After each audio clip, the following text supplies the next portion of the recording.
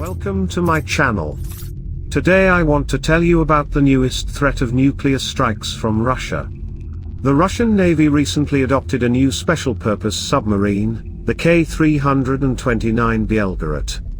It is the largest displacement submarine built since the end of the Cold War, and the second largest in active service.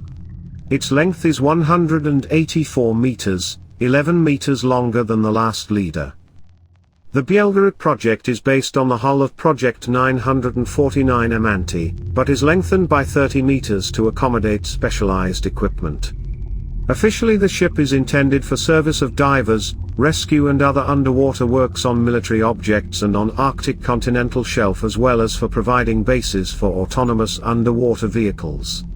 But we know what Putin needs it for right now. This is yet another nuclear act of intimidation of the entire civilized world. The ship was launched on April 23, 2019, at the Sevmash shipyard in Severodvinsk in the presence of Russian President Vladimir Putin. The Russians emphasize that it will be involved in projects of a scientific nature, but GUGI is a research center in name only. Belgorod has for many years aroused great interest, due to the fact that it will be the carrier of a terrible weapon, the Poseidons. The 2M-93 Poseidon is an unmanned underwater vehicle, autonomous torpedo, about 20 meters long, armed with a thermonuclear warhead of possibly up to 100 megatons, designed to attack coastal cities, ports and shipyards, as well as aircraft carrier strike groups. In addition, a warhead with a capacity of several tens of megatons, in addition to thermal and shock wave effects, would cause an artificial tsunami. This can happen in two ways. First, an underwater nuclear explosion would create a huge gas-filled bubble in the ocean, which would then burst. Under certain conditions, when the explosion occurs close to the sea surface, the wave height can reach several tens of meters. A second way to trigger a nuclear tsunami is to detonate a warhead near underwater mountain ranges, causing huge masses of rock to slide down, resulting in a classic tsunami. The Status 6 program, which led to the development of the Poseidon, was launched as a response to the US missile defense shield. Russia treats it as a strategic threat to its interests. Now for a bit of theory.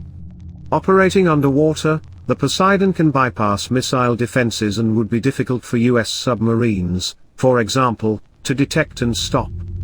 According to various sources, its top speed is 50 to 100 knots, which means it is faster than American torpedoes. The range is expected to be 6,200 nautical miles. This was theory, and practice may show completely different results. About the Second Army of the World we have already heard. By the way, a few months ago Russian state television propagandists threatened Britain and Ireland with apocalypse for providing military aid to Ukraine. The well-known analyst Sutton claims that the submarine Belgorod will carry up to 6 Poseidons. In addition to these, it will be able to receive other large submersibles, including miniature submarines, as well as various unmanned underwater vehicles. However, if Russian sailors are superstitious, the ship's name will seem like a bad omen. During the war in Ukraine, or the special military operation, as Putin's propaganda wants it to be, the city of Belgorod was repeatedly targeted by Ukrainian attacks.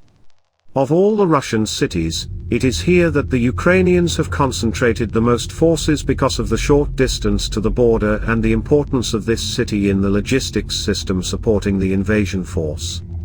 It will probably be the first Russian submarine to be sunk during Russia's war against Ukraine. Thanks for watching, see you soon.